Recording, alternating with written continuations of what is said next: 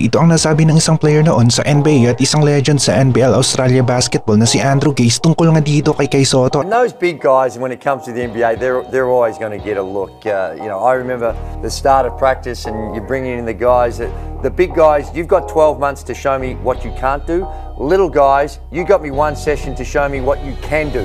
So the NBA have that same sort of mindset when it comes to those big guys that are skilled. So he's going to get a look and I think that he'll get an opportunity at some stage. At ang mga bigs nga ay talagang binibigyan ng mahabang oras sa NBA para maipakita nila ang kanilang tunay na laro. Dahil nga sa size ni Kai Sotto ay meron pa ring mga NBA teams ang gustong subukan siya kada taon sa NBA Minicamp at NBA Summer League at mula dito ay pwedeng makabingwit nga si Kai Sotto ng NBA contract. Sa ngayon ay inaabangan na ng Wasserman ang mga NBA Minicamp schedules at parang tryout na nga rin ito ng mga basketball players na gustong makakuha ng NBA contract. Mas maraming imbitasyon, mas maganda. Pero nakakapagod nga lang ito at yung kompetisyon nga rin laban sa ibang players na gusto rin na makapasok sa NBA ay talagang matindi nga rin. Inaasahan nga ni Coach Tim Cone na kaya ni Kai na makipag-compete sa Olympic qualifiers laban sa mga bigs na kagaya ni Kristaps Porzingis ng Latvia at Goga Bitadze ng Georgia. Naniniwala si Coach Tim na may sapat na experience si Kai para tapatan ang mga players na ito at kung ang basihan nga natin ay ang Japan B1 B-League ay palaging bugbog si Kai sa loob ng paint laban sa isa o dalawang imports na kanilang kalaban pero nakakapag-ambag pa rin ng double-double na stats para sa kanilang team itong si Kai Sotto. Kung nasa magandang kondisyon si Kai, walang injury, nasa 100%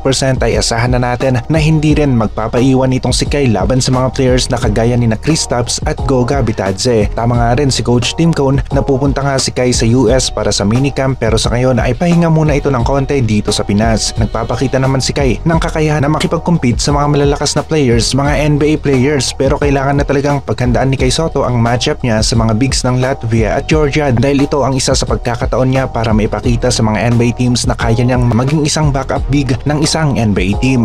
End of contract naman ang coach ng Yokohama at magkakaroon nga sila ng bagong coach. Nasa Yokohama ang best combo ng Japan B1 B-League at kung madadagdagan pa nga nila ito ng mga solid na imports ay mas lalakas pa ang team na ito next season. May mga offer pa rin si Kai mula sa mga teams ng Japan B1 B-League at mga fans nga ng Yokohama, one more season para kay Kai Sotto. Ito ang sigaw nila, isa lamang ito sa options ni Kai pero ang lahat nga ay nakadepende sa takbo ng NBA, push ng Wasserman at Kai Sotto. Kung makakabingwit sila ng NBA contract, NBA na si Kai pero kung sakali naman na hindi ay pwedeng tignan rin ulit ng Wasserman ang mga deals o offers ng Japan B1 B-League. Isa na ang team ng Yokohama. Limited games at playing time ang ibinigay ni Coach Dylan Murphy ng Orlando Magic dito kay Kai Sotto last season ng NBA Summer League at mula nga dito ay sunod-sunod ang nangyaring hindi maganda kay Kai Sotto. Nagkaroon ng back injury, hindi gaanong nakarecover, naglaro sa FIBA World Cup at mula dito ay matagal na nawala sa basketball court dahil nagpagaling ng husto itong si Kai Sotto. At ngayon sa kasalukuyan ay tutok ang strength and conditioning coach na dito kay Kai para sa mas magandang kondisyon at makaiwas sa overwork na pwedeng magdulot ng injury. Mahalaga ang role ng strength and conditioning coach ni Kai dahil sa malaki ang maitutulong niya sa development o tamang paglakas ng katawan ni Kai Sotto. Ayaw natin na mapunta si Kai sa isang team na hindi ito gagamitin kaagad dahil magkakaroon ito ng epekto